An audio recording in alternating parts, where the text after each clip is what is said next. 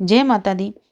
दुर्गा सप्तशती का 13वां अध्याय आरंभ होता है। राजा सुरथ और वैश्य समाधि को देवी का वरदान देना इस अध्याय में बताया गया है। महर्षि मेधा ने कहा कि हे राजन, इस प्रकार से मैंने देवी के उत्तम महात्मा का वर्णन किया। जगत को धारण करने वाली उन देवी का ऐसा ही प्रभाव है, वे ही ज्ञान देती हैं।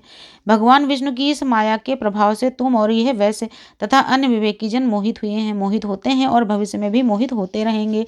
हे राजन, तुम उन्हीं परमेश्वरी की शरण में आ जाओ, वे ही आराधना करने पर मनुष्य को भोग, स्वर्ग तथा मोक्ष प्रदान करती हैं। मार्कंडेय जी ने कहा कि महर्षि मेधा की यह बात सुनकर राजा सुरथ ने उन उत्तम व्रत वाले महर्षि को प्रणाम किया।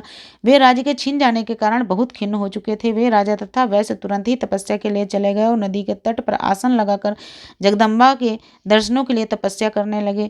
दोनों नदी के तट पर देवी की मिट्टी की मूर्ति बनाकर पुष्प, धूप, दीप, हवन आदि के द्वारा उनकी आराधना में लीन हो गए। पहले उन्होंने आहार को धीरे धीरे कम किया, फिर बिल्कुल ही निराहार रहकर एकाग्रचित्त से भगवती का चिंतन करने लगे।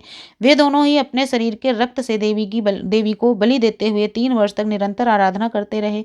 तब जगत को धारण करने वाली देवी चंडिका ने उनको प्रत्यक्ष दर्शन दे करके कहा कि हे राजन, अपने कुल को आनंदित करने वाले वैसे तुम्हें जिस भी वर की इच्छा हो तुम मुझसे वो वर मांग सकते हो।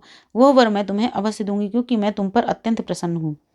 मार्कंडेय जी कहते हैं, यह सुनकर राजा ने अगले जन्म में नष्ट न होने वाला राज्य और इस जन्म में बलपूर्वक अपने शत्रुओं का नाश करके पुनः अपना राज्य प्राप्त कर लेने का वरदान मांगा। लेकिन वैश्य का मन इस संसार से विरक्त हो चुका था, अतः उसने भगवती से अपनी ममता तथा अहंकार रूपी आसक्ति का नाश करने वाला ज्ञान मांगा। देवी ने कहा, हे राजन, तुम शीघ्र ही अपने शत्रुओं को मारकर पुनः अपना राज्य पालोगे, तुम्हारा राज्य स्थिर होगा। फिर मृत्यु के पश्चात तुम सूर्यदेव के अंश से जन्म लेकर सामान्यिक मनु के नाम से इस पृथ्वी पर विख्यात होगे। और हे वैसे, तुमने जो श्रेष्ठ वर मांगा है वो वर मैं तुम्हें देती हूँ, तुम्हें मोक्ष देने वाला ज्ञान प्राप्त होगा। मार्कंडेय जी कहते हैं, इस प्रकार उन दोनों को मनोवांछित वर देकर तथा उनसे अपनी स्तुति सुनकर भगवती अंतर्ध्यान हो गई। इस प्रकार क्षत्रियों में श्रेष्ठ राजा सुरथ भगवान सूर्यदेव से जन्म लेकर सामान्यिक मनु के नाम से विख्यात होंगे। बोलो दुर्गा मैया की जय। 13वां अध्याय समाप्त होता है। जय माता दी।